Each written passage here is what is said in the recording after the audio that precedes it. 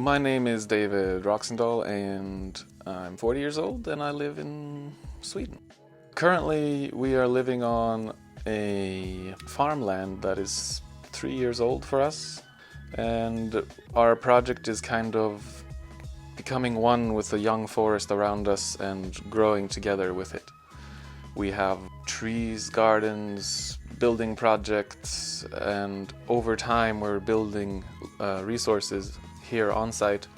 We're recycling, we're closing the nutrient cycles. It's kind of a regenerative enterprise, you could say, and it's a very serious project in that way. We're growing with the environment, with the ecosystems around us. We're participating actively in creating a place for nature, humans, and all of life. Everything we do is basically inspired from permaculture and its ethics and principles. To me, permaculture is a toolbox and a guide to help humans understand how nature works. Nature has been doing life for much longer than us humans have, and it has a lot of valuable lessons that we can learn and use in different ways. So it's a design tool that brings in nature's wisdom into our daily lives. We live off-grid. We do now have our 2 freezers on my sister's electricity, but other than that, we're completely off-grid.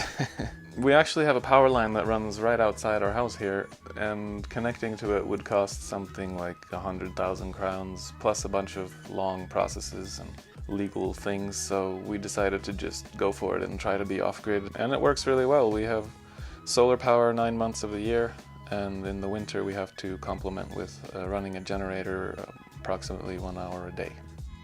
We have a 2 kilowatt system plus 600 watts for evening and winter, and that's enough to run everything for us. Unless it's really dark for a long time, we have no problems.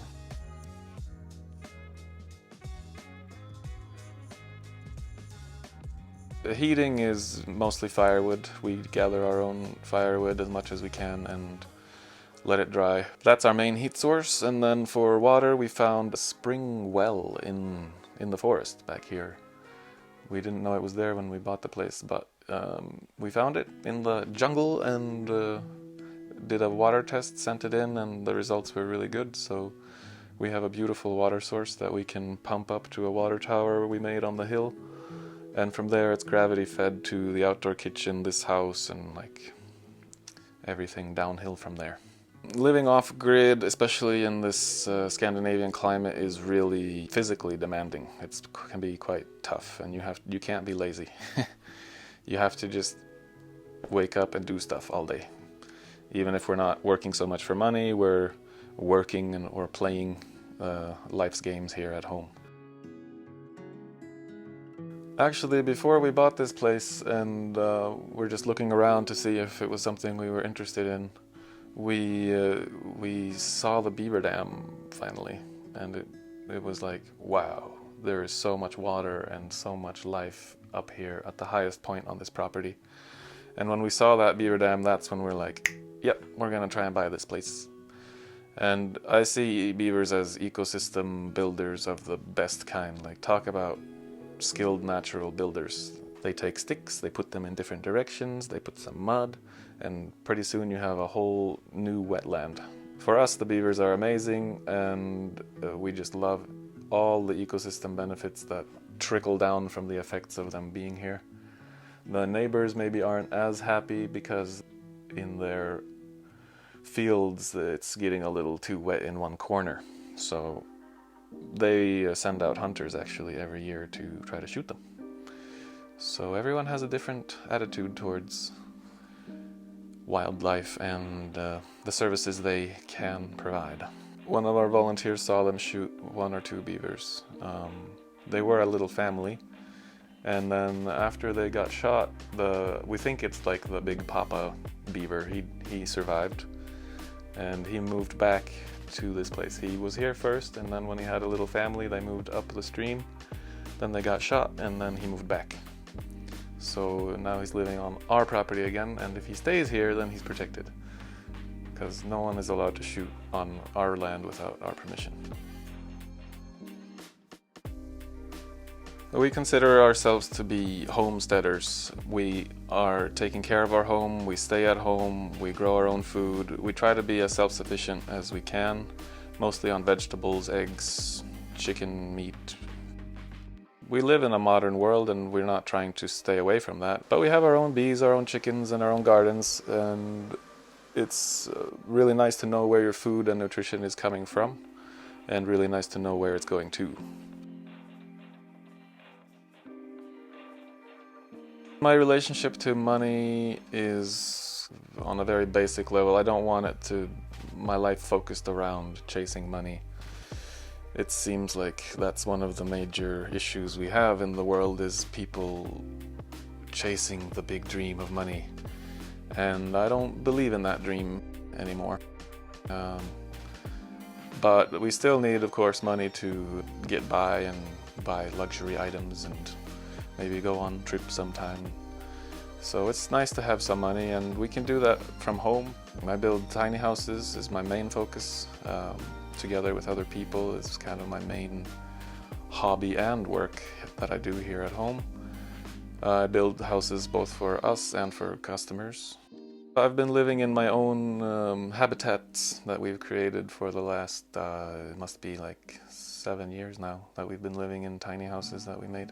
This is the second house that we built for ourselves, and the first one we rent out on Airbnb. And it's also a nice way to share the space with people who maybe want to see this lifestyle and way of living.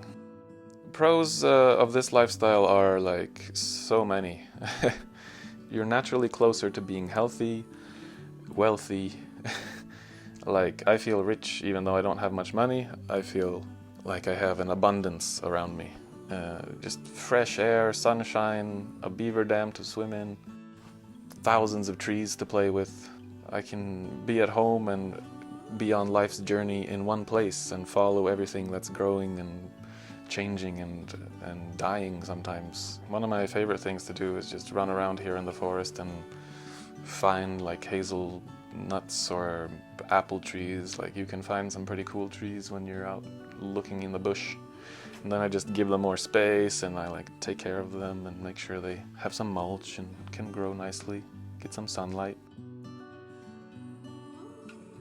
We do accept volunteers, usually 1 or 2 maximum at a time, and usually in the warmer part of the year, sometimes in the winter, and we like them to stay as long as possible so they can get into our lifestyle, see what we're doing, and also gradually take on more responsibility without us having to always be there and hold their hand. When you're dealing with volunteers, you deal with lots of different kinds of people. Everyone has a different background and a different idea of where they're headed in the future.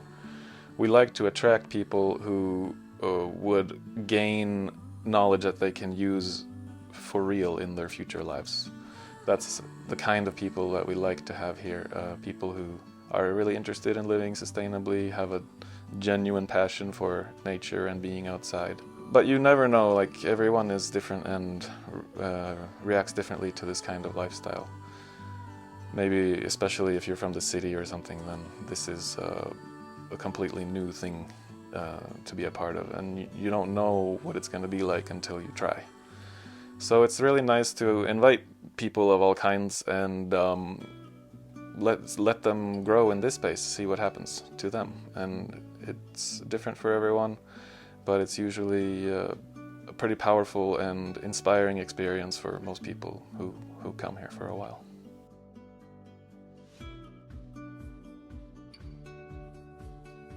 I'm almost allergic to the word plans, but the goals and the general direction we're headed is creating more and more local resources, biodiversity, systems that support life.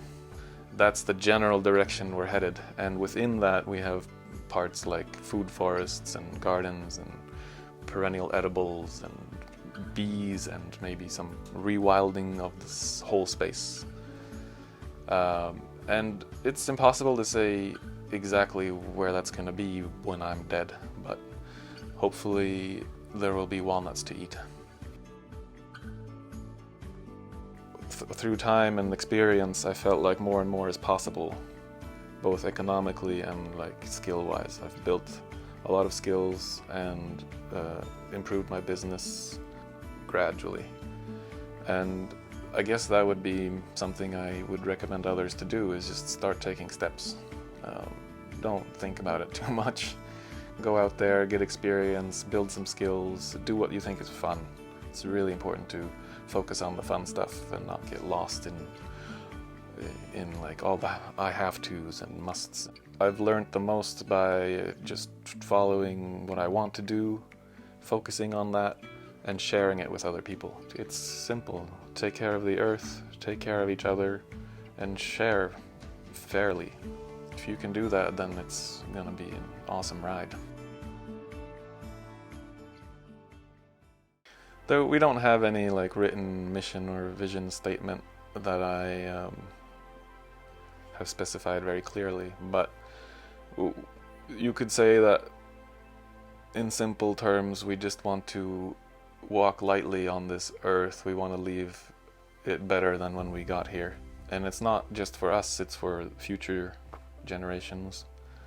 So we're trying to build as much life as possible in our lifetimes and then basically leave that as a gift for the future. That's the simplicity of it. I think it's super important that we as humans spend more time outdoors and in real nature. I can't say how important that is. Like, that is so important to get away from urban artificial landscapes and into real nature with biodiversity, and like walk around and be in awe of nature. I think that's one of the most important things that we as humans can do, is just participate in real biodiverse ecosystems, see them, appreciate them, and try to support them. If you develop a personal relationship to nature, then you also want to take care of it and stand up and fight for it if you have to. We can live more minimalistically, we can consume less, we can produce more, we can find more freedom and creativity if we live simpler lives.